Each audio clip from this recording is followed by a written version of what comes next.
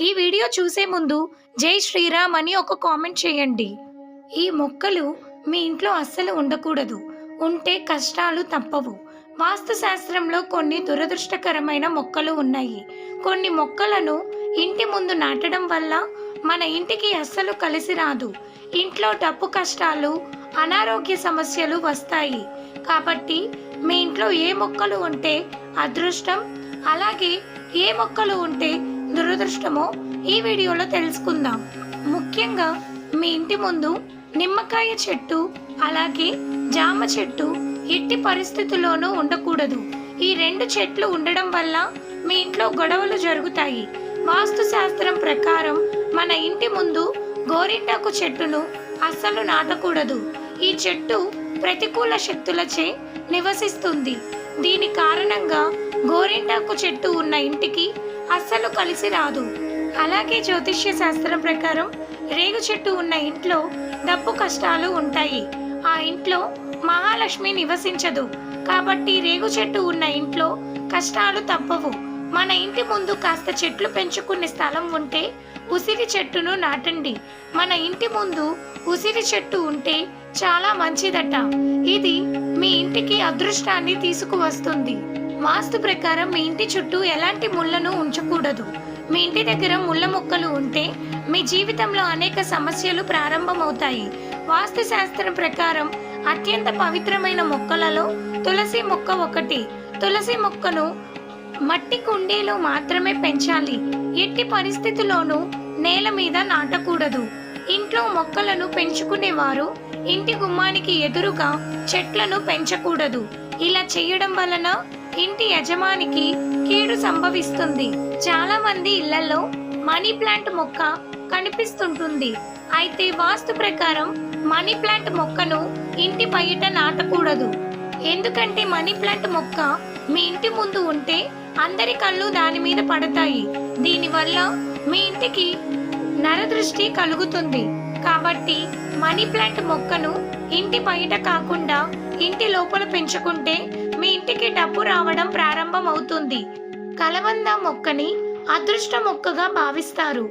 ఈ మొక్కను మీ ఇంట్లో పెంచుకుంటే మీ జీవితంలో ఉన్న అష్టదరిద్రాలు తొలగిపోయి అష్టైశ్వర్యాలు సిద్ధిస్తాయి.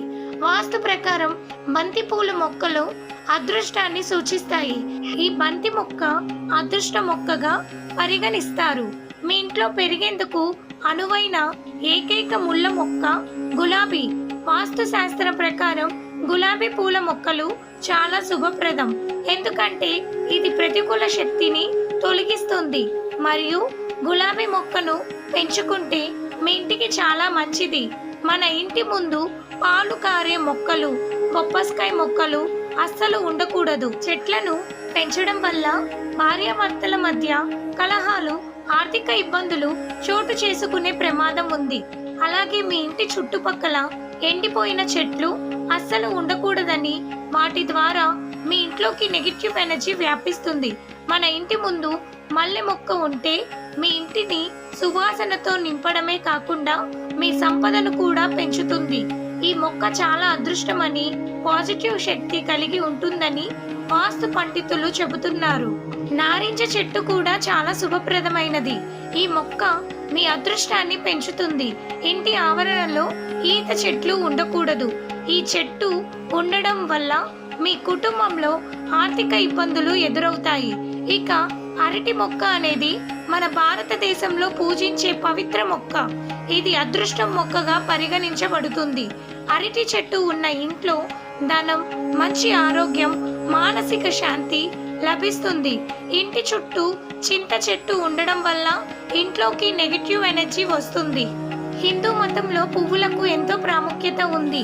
పువ్వులు లేకుండా ఏ ఒక్క పూజ పూర్తి కాదు. అయితే బంతి పూలను మాత్రం పూజలో అస్సలు వాడకూడదని చాలా మంది చెబుతున్నమాట.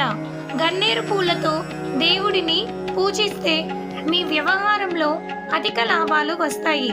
గులాబీ పూలతో దేవునికి పూజ చేస్తే మీ ఇంట్లో ఉన్న కష్టాలన్నీ తీరిపోతాయి. దేవుని పూజకు మొగ్గలను ఉపయోగిస్తే మీ పిల్లలకు అనారోగ్య సమస్యలు వస్తాయి. ఇంట్లో పూజ చేసేటప్పుడు విడి పూలను మాత్రమే వాడకండి. దేవుని పూజలో విడిపూలు కన్నా మాలగా కట్టిన పూలతో పూజ చేస్తేనే పుణ్య ఫలితం లభిస్తుంది. అయితే కొంతమంది పూజకు వాడే పువ్వులను కొనాలంటే ఎంతో కష్టంగా మారుతుంది. కాబట్టి చాలామంది పక్కింటి వారి చెట్టుకున్న పువ్వులను కోసి పూజలు చేస్తారు.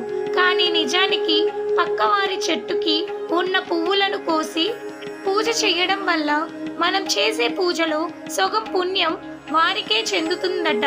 కాబట్టి పూజలో దేవునికి పెట్టే పూలను మన ఇంటి దగ్గర పెంచుకుంటేనే మంచిది, లేదా బయట కొనుక్కున్నా పర్లేదు. మీకు ఈ వీడియో నచ్చినట్లయితే ప్లీజ్ ఒక లైక్ చేయండి. మీ లైక్ మాకు ఎంతో సపోర్టివ్ని ఇటువంటి మరిన్ని వీడియోస్ చేసేందుకు ఎంకరేజ్మెంట్గా ఉంటుంది. Thank you so much for watching. Please like, share and subscribe.